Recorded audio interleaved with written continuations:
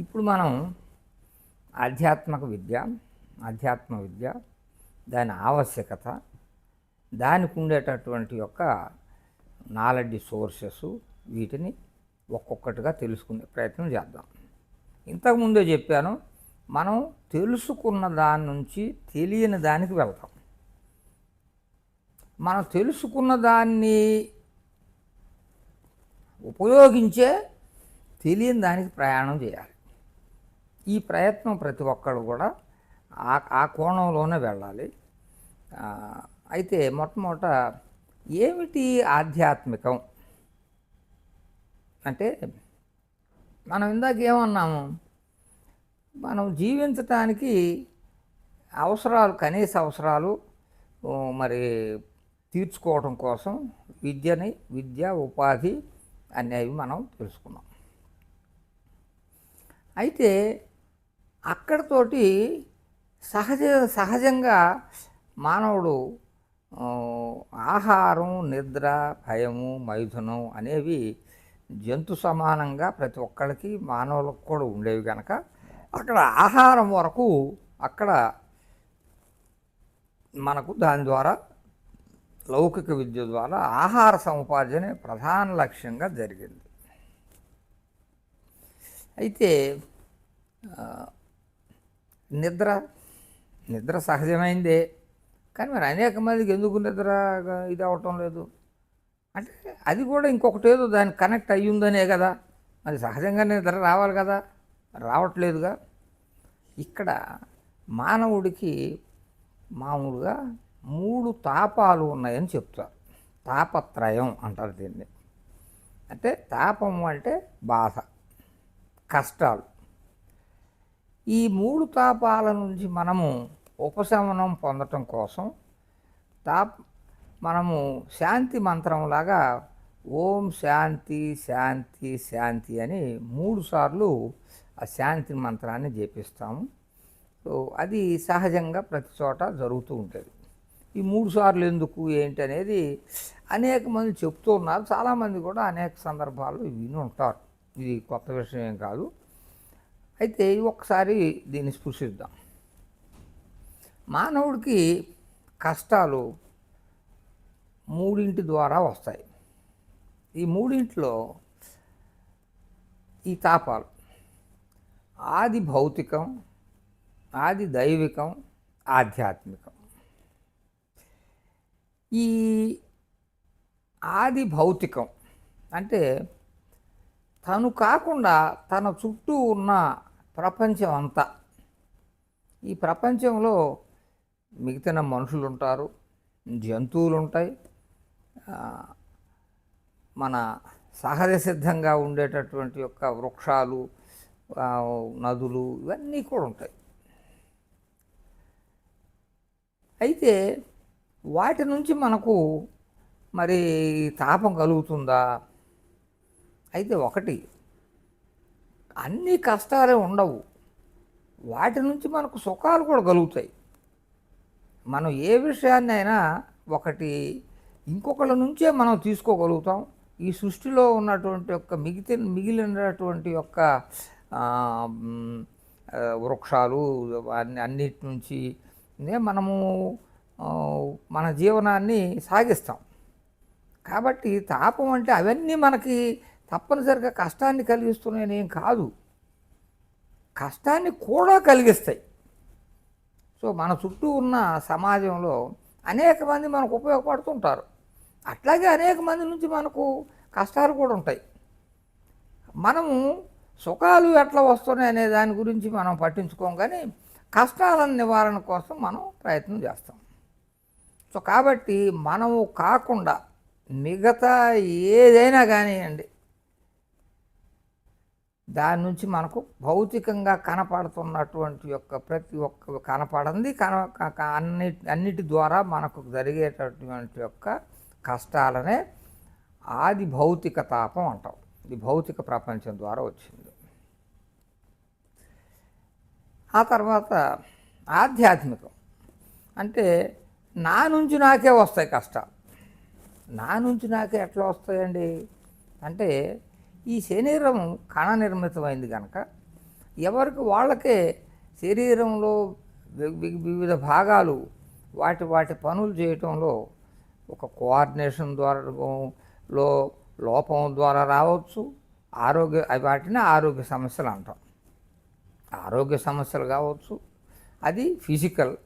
ఒక రకంగా ఇది కూడా అది భౌతిక కోణంలోనే వస్తాయి. కొంచెం తెలుసుకునే ప్రయాణంలో ముందుకెళ్ళినప్పుడు నేను అనేది ఈ శరీరం కాదనేది కొంచెం ముందుకెళ్ళిన తర్వాత తెలుస్తాయి. అప్పుడు ఇది కూడా ఆది భౌతికంలోకి వెళ్ళిపోద్ది. ప్రస్తుతానికి దీన్ని ఆధ్యాత్మికం కిందనే అనుకుందాం. సో నా శరీరంలో నాకు కలిగే ఇబ్బందులు, ఆ తర్వాత నా ఆలోచన ద్వారా నాకు కలిగే, ఇది అన్నిటికంటే ప్రమాదకరమైనది. ఎన్నున్నా కూడా మనకు ఆలోచనే అన్నిటికంటే ఇబ్బంది పెడతా ఉంది. ఆలోచనకే ఇంతకుముందు అనుకున్నాం, అది కంపారిజన్ కావచ్చు, కోరిక కావచ్చు, ఈ రెండే ఉంటాయి ఎక్కువ భాగం. ఇది ఆధ్యాత్మికంగా అనే పదాన్ని దీనికి వాడతాం. ఆధ్యాత్మిక తాపం అంటే నా వల్ల నాకు కలిగింది, ఇంకొకళ్ళు ఎవరు పక్కన వాళ్ళు సృష్టించాల. ఇంకొకటి మూడోది ఆది దైవికం. ఈ ఆది దైవికం అనేది మనకి చుట్టూ ఉన్న భౌతిక ప్రపంచం ద్వారాను తన నుంచి తనకు కాకుండా ఈ సృష్టిలో మామూలుగా మనకు సహజ సిద్ధంగా రావాల్సిన వర్షాలు, ఉరుములు, మెరుపులు, ఎర్త్క్వేక్స్, ఇవన్నీ కూడా ఈ పక్కన ఇంకొకడేమో సృష్టించడం లేదు. ఒక సీజనల్గా వర్షాలు కురుస్తున్నాయి. సో మరి కొన్ని చోట్ల అగ్ని పర్వతాలు ఉంటాయి, కొన్ని నదీ తీరాలు, సముద్ర తీరాలలో హరికేన్స్ అటువంటి వస్తుంటాయి. ఇవన్నీ ఎవరో ఒకరు సృష్టించే వచ్చేవి కావు. వాయుగుండం అంటాము, రకరకాలైనటువంటి యొక్క భూకంపాలు, ఇవన్నీ మన యొక్క అధీనంలో కానీ బయట ఉన్నటువంటి యొక్క భౌతిక ప్రపంచంలో మిగిలిన వాటి ద్వారా కూడా ఏం వస్తున్నట్టు కనపడటం లేదు. ఇది వాటంతటవే జరుగుతున్నాయి. దీన్ని ఆది దైవిక తాపం అంటారు. అంటే దీన్ని ఎవరు సృష్టిస్తున్నారో అనేది మనకు తెలియదు. ఇది నేచర్ ద్వారా వస్తున్నవి, అవి సృష్టిలోనే ఇవి వచ్చినాయి. అయితే దీన్ని కూడా భౌతిక ప్రపంచంలో మనం కాకుండా మిగతా వాటి ద్వారా దాన్ని కూడా చేర్చవచ్చు కావాలంటే. కానీ మనం ఎందుకు చేర్చలేమంటే ఈ భౌతిక ప్రపంచంలో మిగిలిన ఏటితోటైనా మనకు ఇబ్బంది వస్తుందంటే మనం వాటి నుంచి జాగ్రత్తలు తీసుకుని మనం కొంచెం డిసోసియేట్ అయ్యి మనకెందుకులే అని మిగిలిన ప్రపంచంలో, భౌతిక ప్రపంచంలో ఉన్న జీవులు, అది మనుషులే కాదు, అన్నిటితోటి జాగ్రత్తలు తీసుకుంటాం. ఉదాహరణకి ఒక పాము అంటే సహజమైన భయము, అవి పాములు తిరిగే చోటుకు వెళ్ళము. అట్లాగే ఇంకొక వేరే క్రూర జంతువులు అడవిలో ఉంటాయి, అడవిలోకి మనం వెళ్ళాల్సి వస్తే అది జాగ్రత్తలు తీసుకుంటాం. సో ఇలా మనం కొంతవరకు ఆ తాపాన్ని మనం మినిమైజ్ చేసుకోవటానికి వీలుగా సో మనము ప్రతి విషయంలోనూ మనం తొందరపడకుండా జాగ్రత్త చేసుకునేటటువంటి యొక్క అవకాశం ఉంది ఆది భౌతికాన్ని నుంచి. మరి ఆది దైవికానికి ఆ విషయాలు లేవు. ఎందుకని మరి బంగాళాఖాతంలో వాయుగుండం ఎందుకు వచ్చిందో మనకు తెలియదు. ఈ తుఫానులు మనం చూసాము, కొన్ని అత్యంత భయానకమైన తుఫాను ఒకటి 1977లో. సో ఊర్లు అసలు ఆ ఊరు అంతకుముందు ఉండేది, ఇప్పుడు లేదు అనే స్థితికి వేల మంది చనిపోయారు. భూకంపాల్లో లక్షల మంది ప్రతి సంవత్సరం ఎక్కడో చోట చనిపోతూనే ఉన్నారు. ఈ తుఫానులు సముద్ర తీర ప్రాంతాల్లో వస్తున్నాయి. వీటిని మానవుడు ఎంత అభివృద్ధి చెందినా అరికట్టగలిగే స్థితి లేదు. అయితే ఇంతవరకైనా ఆది దైవిక తాపం అంటే ఇది మనకు కనపడకుండా సహజ సిద్ధంగా సృష్టిలోనే ఏర్పాటు చేయబడినటువంటి యొక్క విధానం ద్వారా జరుగుతుంది. మరి ఇక్కడతో ఆగటం లేదు ఇది. ఎందువల్ల ఇంకొక ఆది దైవిక తాపం కూడా ఒకటి మనం ఊహించి మనం ఏర్పాటు చేసుకుంటాం. అది ఏమిటంటే